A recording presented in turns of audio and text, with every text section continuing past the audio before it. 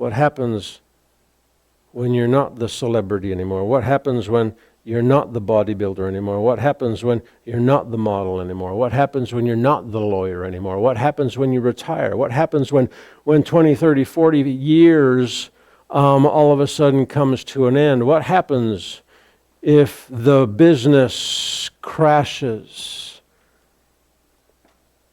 What happens if our employee is terminated at a certain place? What happens when we're not so young anymore?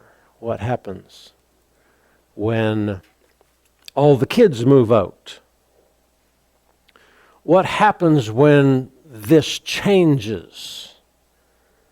Many have an identity crisis because now they don't know how to define themselves because they've defined themselves by what they did. They define themselves by their job. They define themselves. This was their identity.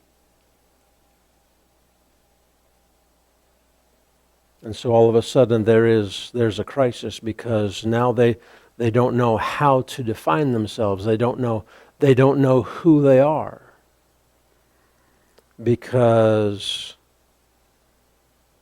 well, I was a teacher for 40 years.